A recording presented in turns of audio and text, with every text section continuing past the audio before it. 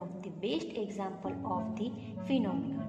ये जो adaptive radiation है उसकी डेफिनेशन में हम लोग example, most important example, best example अगर देखेंगे तो ये एग्जाम्पल है बीक्स ऑफ फिंचिस। फिंचिस जो है यहाँ पे डार्विन्स फिंचिस जो है उसकी बीक से हम लोग ये एडेप्टिव रेडिएशन का बेस्ट एग्जाम्पल देख सकते हैं, क्योंकि ये सभी बर्ड जो है वो दिखने में सेम है, साइज भी सेम है, सिर्फ उनकी जो बीक्स है उससे ही पता चलता है कि ये इनकी स्पीसीज जो है वो डिफरेंट है। Another example is Australian marsupials. अभी हम लोग एडेप्टिव रेडिएशन का दूसरा एग्जाम्पल देखते हैं। A number of marsupial each different from the other evolved from an ancestral stocks but all within the Australian island continents।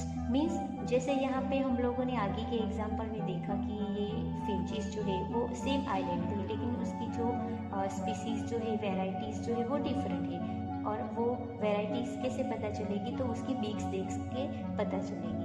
ऐसा ही दूसरा एग्जाम्पल है ऑस्ट्रेलियन मार्सुपियल। ऑस्ट्रेलियन मार्सुपियल जो है वो ऑस्ट्रेलियन आइलैंड पे ही, उसके जो एंसेस्टर है वो सेम ही होने चाहिए। When more than one adaptive radiation appear to have occurred in a isolated geographical area representing different habitat, one can call this convergent evolution। ऐसा ही दूसरा एग्जाम्पल ऑस्ट्रेलियन मार्सुपियल का है। डायग्राम में हम लोग देख सकते हैं यहाँ पे एक कोई एंसेस्टर होना चाहिए ऑस्ट्रेलियन मार्सुपियल का, उसका इवोल्यूशन होके डिफरेंट मार्सुपियल बन गए हैं। मीन्स ये आइलैंड पे कोई एक एंसेस्टर होना चाहिए और ये एंसेस्टर जो है उसका इवोल्यूशन होके डिफरेंट मार्सुपियल, ऑस्ट्रेलियन मार्सुपियल बन गए।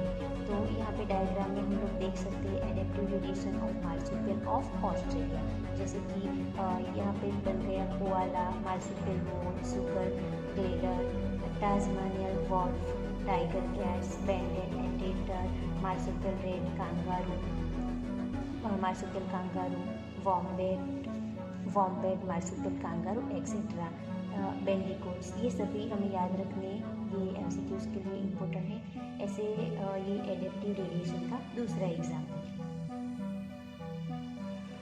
Placental mammals in Australia also exhibit adaptive radiation in evolving into varieties of such placental mammals, each of which appear to be similar to a corresponding marsupial. For example, placental wolf and Tasmanian wolf marsupial। Most important example है ये NEET exam के लिए and good set exam and board exam में MCQs के लिए। Placental wolf and Tasmanian wolf. अब हम लोग डायग्राम में देख सकते हैं यहाँ पे ये ऑस्ट्रेलियन मार्सुपियल है एंड ये प्लेसेंटल मार्सुपियल है।